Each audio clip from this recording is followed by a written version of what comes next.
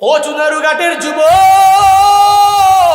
জীবনে উন্নতি করতে হলে মায়ের দোয়ার কোনো বিকল্প নাই।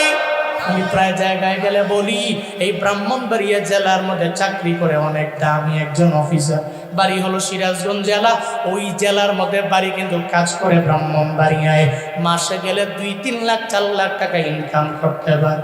একদিন আমারে টেলিফোন করে বলে, হুজুর আমার মাও নাই, আমার বাবাও দুনিয়ায় নাই, আপনার মা বাবার বয়ান শুই না আমি চোখের পানি ফালায় কত রাতের বেলা কান্না করলাম। আজকে আমি মনে মনে ভাবলাম আপনারে টেলিফোন কইরা কিছু কথা আমি আমার মা বাবার ব্যাপারে বলবো। আল্লাহ আমারে টাকার মালিক বানিয়েছি, আল্লাহ আমারে গাড়ির মালিক বানিয়েছে, বড় দামি দামি ফ্ল্যাটের মালিক আল্লাহ বানাইলো, কিন্তু আমার কপাল বড় খারাপ। আমি বাড়িতে যাওয়ার পরে আমার মায়ের আদর আমি পাই না, আমি বাড়িতে যাওয়ার পরে আমার বাবার আদর বিন্দু মাত্র পরিমাণ আমি পাই না। ওই যুবক আমারে বলতে লাগলো, আমি বললাম কি কাহিনী জানাও। আমারে বলতে লাগলো, হুজুর আমি ছোটবেলায় যখন আমার বাবারে হারায় ফেললাম, 6 বছর বয়সে আমার বাবা আমারে দুনিয়া থেকে বিদায় দিয়া চইলা গেল। আমার মা আমার জন্য এত পরিমাণে আশেকা, আমার মা আমার জন্য এত পরিমাণে পাগল।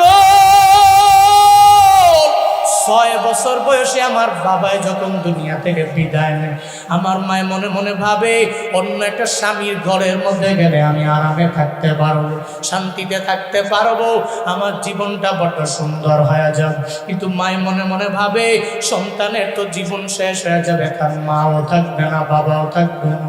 আমার মায় অন্যের বাড়ি কাজ করে করে কষ্ট কইরা কইরা আমার স্কুলের মধ্যে পড়াইলো, আমারে কলেজে পড়াইলো, আমারে ভার্সিটির মধ্যে আমার মা আমারে পড়াইলো।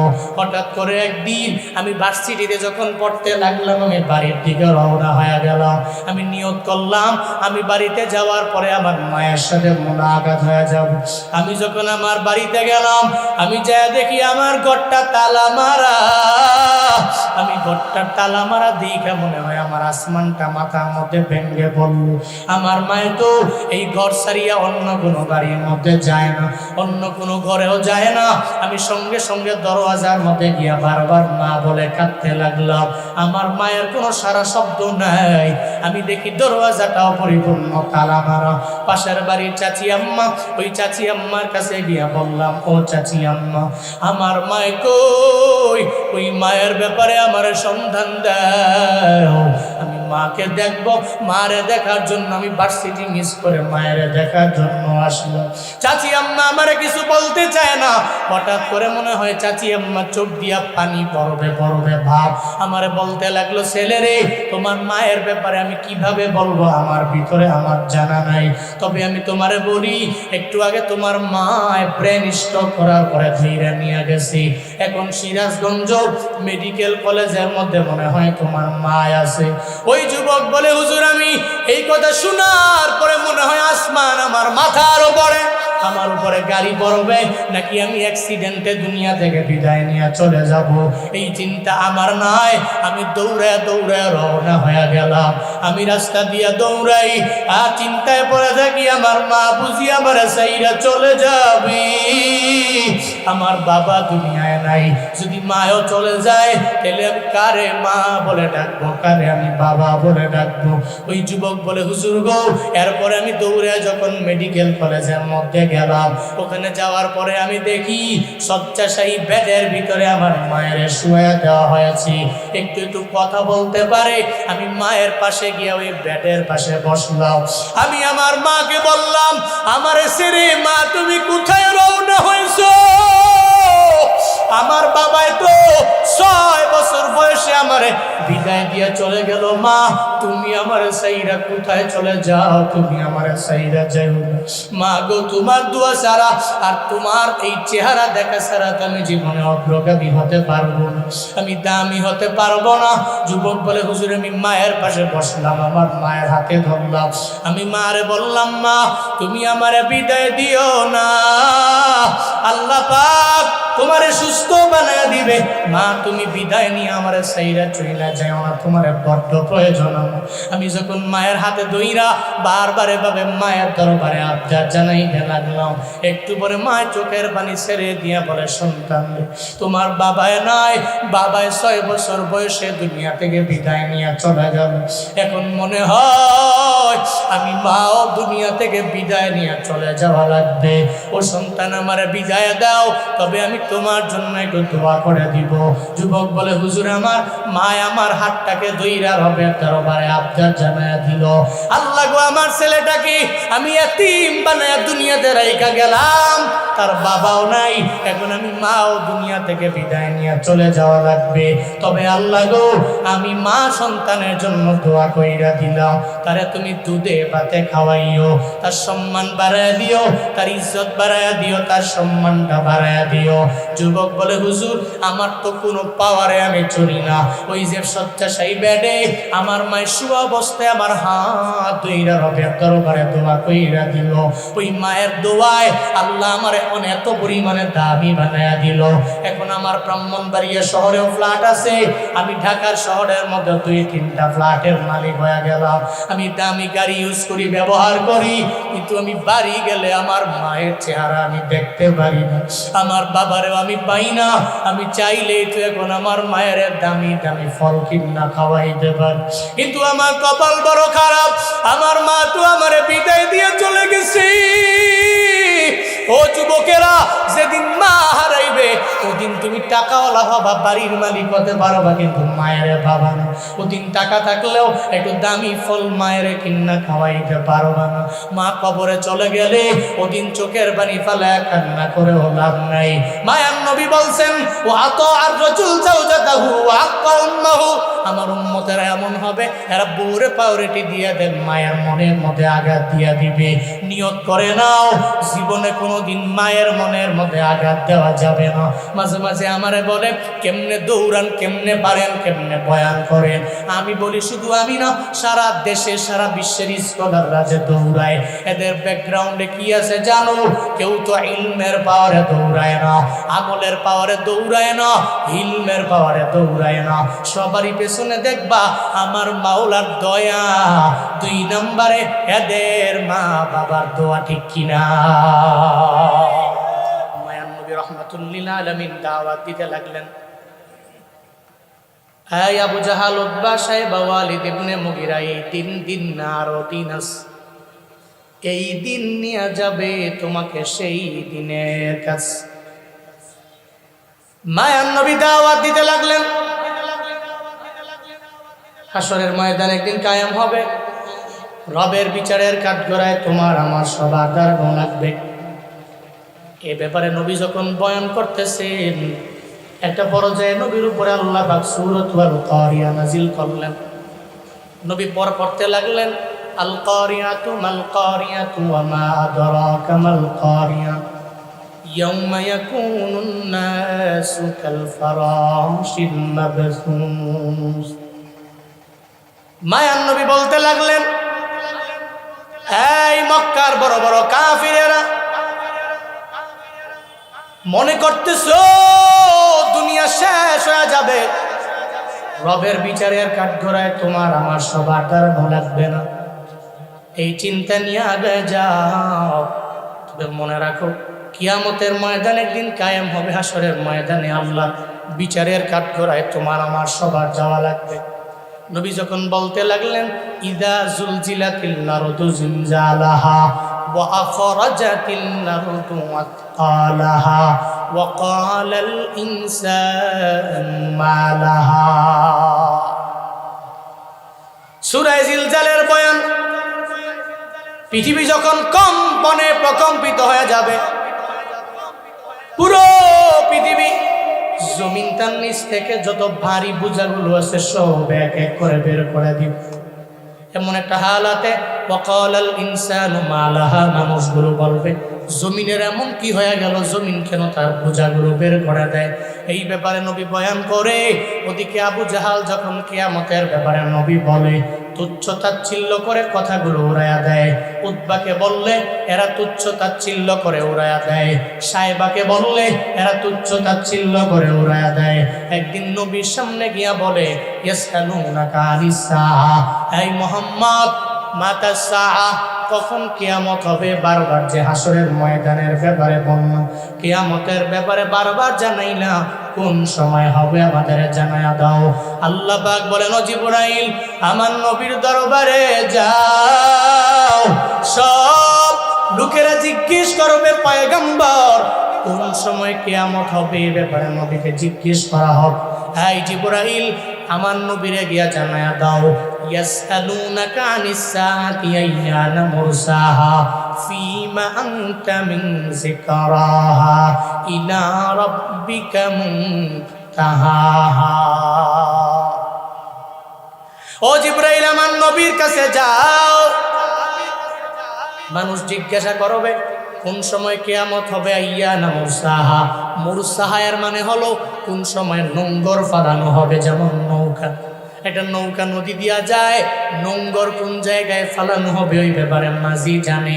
মাঝি যেই জায়গায় নোঙ্গর ফালাবে ওই জায়গায় নৌকা অটোমেটিক বন্ধ হয়ে যাবে। কাফেররা যায় বলে, মুহাম্মদ, তোমার এই দুনিয়ার রক্ত, তুমি বলো তোমার আল্লাহ কোন সময় এই কিয়ামত হবে, দুনিয়াটা বন্ধ হয়ে যাবে, স্টপ হয়ে যাবে। এ ব্যাপারে তোমার জানা থাকলে তুমি আমাদের জানায়া দাও। আল্লাহ পাক বলেন, নবী আমার, এই নোঙ্গর কোন সময় আমি আল্লাহ ফালাইব, আমি আল্লাহ ইসরাফিল রে কোন দিন বলবো, ইসরাফিল সিংহার মধ্যে ফুৎকার দিয়া দাও, এই ব্যাপারে নবী আপনি জানেন না।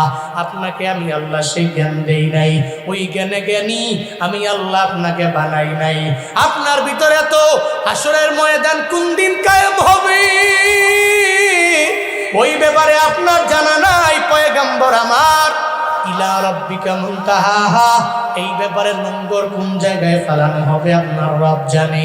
আপনার রব ছাড়া এই দুনিয়ার কেউ কিয়ামতের ময়দান কোন দিন কায়েম হবে বলতে পারবে না। ও আল্লাহর বান্দারা, কিন্তু মাঝে মাঝে দেখবেন ইউটিউবের মধ্যে শায়েক নিজের দাবি করে দেখবেন রুমাল টুমাল লাগাইয়া ইউটিউবে এইসব মানুষরা বলে 30 সালে কিয়ামত হবে, 35 সালে কিয়ামত হবে, 40 সালে কিয়ামত হয়ে যাবে, 50 সালে কিয়ামত হবে। যেই জায়গায় মায়ার নবী নিজেও জানে না, নবীও বলতে পারে না, আল্লাহ পাক নবীরে পর্যন্ত ওই জ্ঞানী বানান নাই। ওই জায়গায় কোনো আলেম যদি বলে 30 সালে কিয়ামত হয়ে যাবে, এর মানে বোঝা গেল ও ভণ্ড, প্রতারক, ধোঁকাবাজ ছাড়া কিছুই হতে পারে না, ঠিক কিনা? আল্লাহ পাক বলেন, ও পয়গম্বর, আমি আল্লাহ তো আপনারে এমন জ্ঞানী বানাই নাই, আপনার রব জানে, কেউ জানে না। হাসরের ময়দান কোন দিন কায়েম হবে এই ব্যাপারে শুধুমাত্র আমার আল্লাহ জানে, কেউ জানে না। এখন বুঝবো কি করে কোন সময় কিয়ামত হবে? ওই আলামতগুলো দেখে দেখে এরপরে মনে করবা হয়তো কিয়ামত সন্নিকটে, হয়তো চলে আসছে। ওই আলামত দুই প্রকার, আলামতে কুবরা, আলামতে সুগরা। মদিনাওয়ালা নবী আলামতে সুগরার ব্যাপারে নবী জানায়া দিয়েছে। তিরমিজি শরীফের 2210 নম্বর হাদিস রাহমাতুল্লিল আলামিন বলেন, ইদা ফাআলাত উম্মতি 15 খাসলাতান হাল্লা বিহাম বালা। নবীজি বলেন, ইদা ফাআলাত উম্মতি 15 খাসলা হাল্লা বিহাল বালা। এই সাহাবীরা, যখন দেখবা আমার উম্মতের ভিতরে এই 15টা খাসলত চলে আসছে, হাল্লা বিহাল বালা, এদের উপরে বিপদ পতিত হবে, এরা মুসিবতে পড়বে, বড় বড় বিপদে পড়বে। সাহাবায়ে কেরাম বলে, ফাকিলা ওয়ামা হুন্না ইয়া রাসূলুল্লাহ, সেই 15টা আলামত কি? এই ব্যাপারে আমাদের জানা নাই, নবী আপনি বলেন না। মায়ার নবী বলেন, ইজা কানাল মাগনামু দুআলা,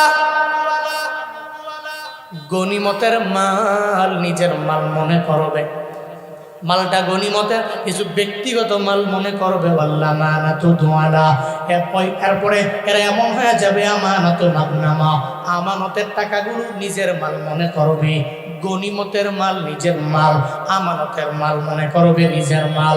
এমন একটা হালত হয়ে যাবে, টেন্ডারবাজি সমাজের মধ্যে এত পরিমাণে বেড়ে যাবে, আমানতের টাকা তো তার টাকা না, অন্যজনের টাকা, কিন্তু আমানত রাখার পরে খায়েন হয়ে যাবে, খেয়ানতকারী হয়ে যাবে। একটা সময় তো এমন ছিল 1 কোটি টাকা বাজেট হয়ে গেল, টেন্ডারবাজি কইরা 20 লাখ টাকার কাম করে, বাকি 80 লাখ নিজের অ্যাকাউন্টে ঢোকায়, ঠিক কিনা?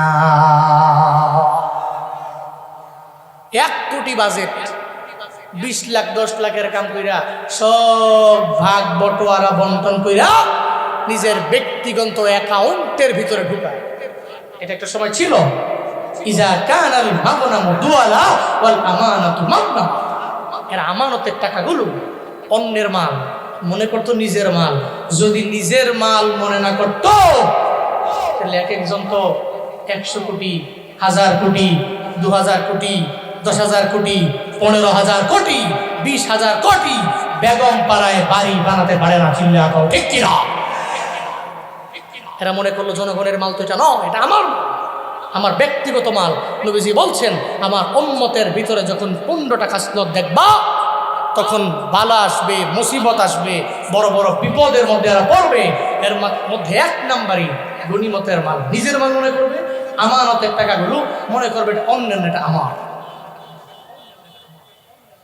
কিন্তু মদিনাওয়ালা নবীর উম্মত যারা, এরা জীবনেও কোনোদিন আমানতের টাকাকে নিজের ব্যক্তিগত সম্পদ মনে করে না। একমাত্র আবু জাহালের অনুসারীরাই আমানতের টাকাগুলো নিজের ব্যক্তিগত সম্পদ মনে করতে পারে। কারণ নবী তো আল আমিন। নবী কি? আল আমিন। নবী তো আমানতদার। আর আবু জাহেলরা ছিল আল খায়েন, এরা ছিল খেয়ানতকারী। এদের কাছে টাকা রাখলে মায়েরা দিত, কিন্তু নবীজির কাছে রাখলে নবী মেরে দিত। বরং নবী তো আল আমিন। মক্কায় 40 বছর নবুয়তের আগেই কোনো মুসলিম নয়, কাফেররা, ইহুদিরা নবীর আচরণ দেখা, নবীর আমানতদারিতা দেখেই তো নবীকে বললেন যে মুহাম্মদ আল আমিন। কিন্তু আবু জাহাল তো আল আমিন নয়। আল্লাহ আমাদের সবাইকে আল আমিন হওয়ার তৌফিক দান করেন। জোরে পড়েন আমিন। খায়েন থেকে, খেয়ানতকারী ব্যক্তিদের থেকে আল্লাহ আমাদের সবাইকে রক্ষা করেন, হেফাজত করেন। পড়েন আমিন। 3 নাম্বার নবীজি বলছেন যাকাতু মাগরামা। যাকাত দিবে মনে করবে যেটা জরিমানা। কি মনে করবে? জরিমানা। জরিমানা মনে করে যাকাত দিবে।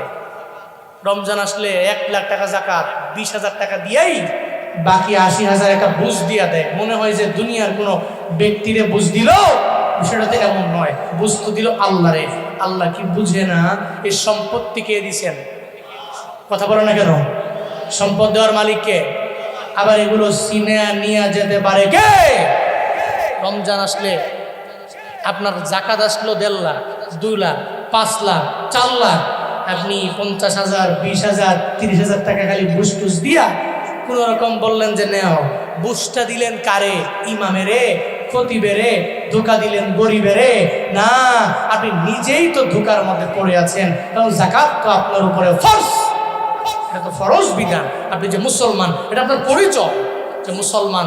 কোনোদিন জীবনে কোনোদিন যাকাতকে জরিমানা মনে করতে পারে না। ও মনে করে সম্পদ আল্লাহ দিয়েছেন, আল্লাহর দেওয়া সম্পদ থেকে আমি 1 বছর পরে পরে আল্লাহ যা দিয়েছেন আমি শতকরা 2.5 টাকা আমি আল্লাহকে ওয়াস্তে, আল্লাহ রাস্তায় যারা যাকাত প্রাপ্য এদেরকে আমি দিয়ে দেব। এটা মুসলমানের কাজ, এটা মুসলমানের কন্টিনিউ ওয়ার্ক। তুমি রমজান এলে রাখো না রোজা, দিনকে করো আঘাত, পয়সা করি নেই তো অভাব, দাও না তো যাকাত। তুমি ইমানদারির বড়াই করো, নেই তোমার ইমান, ইমানদারির বড়াই করো, নেই তোমার ইমান। তুমি কেমন মুসলমান, তুমি কেমন মুসলমান, কেমন মুসলমান, তুমি কেমন মুসলমান। তুমি সুদের টাকায় আশারে করো, ঘুষও ছাড়ো না, দিন দুঃখী না খেয়ে মরে খবর রাখো না।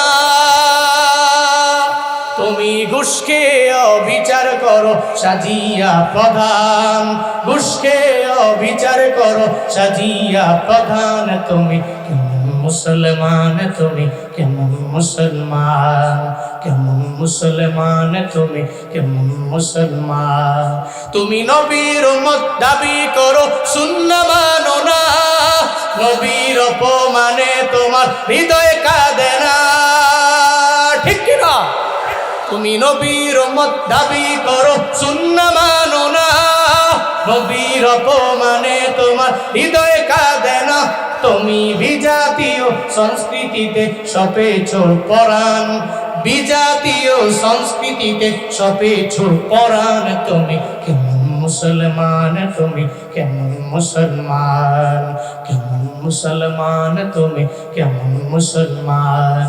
নামাজের সাথে নাই পরিচয়, মানো না কোরআন, নামাজের সাথে নাই পরিচয়, মানো না কোরআন। তুমি কেমন মুসলমান, তুমি কেমন মুসলমান, কেমন মুসলমান, তুমি কেমন মুসলমান, ঠিক কিনা? মুসলমানের পরিচয় তো রমজানের রোজা, মুসলমানের পরিচয় তো যাকাত, মুসলমানদের পরিচয় তো হজ, মুসলমানদের পরিচয় তো নবীর সুন্নাতের উপরে আমল, মুসলমানদের পরিচয় কোরআন থেকে শিক্ষা নিয়ে কোরআন দ্বারা জিন্দেগি বাস্তবায়ন। এটা তো মুসলমানের পরিচয়, এটা মুসলমানের পরিচয়। এরপর নবীজি বলেন, ও আত আর রজুলু জাউজাতাহু ওয়া আক্কা উম্মাহু, ব্যক্তিটা তার বউকে ফলো করবে বেশি, মায়ের অবাধ্য হবে অনেক। বউরে প্রায়োরিটি দিবে, মাকে প্রাধান্য কম দিবে। এ সমাজে এমন ব্যক্তি, এমন যুবক আছে না নাই? কথা বলেন না কেন, আছে না নাই? বউরে এমন ভাবে প্রায়োরিটি দিয়ে দিবে মানে মায়ের প্রায়োরিটি দেয় না। ঢাকা থেকে চাকরি করে বাড়িতে আসার পরে বউ যখন গিয়া বলে, তোমার মায়ের তো ভালো না। কি করছে বলো? আমার মায়, তোমার মায়ে তো আমারে প্রতিদিন প্রতি রাতের বেলা খালি পেরার মধ্যে রাখে, মায়ে ভালো না।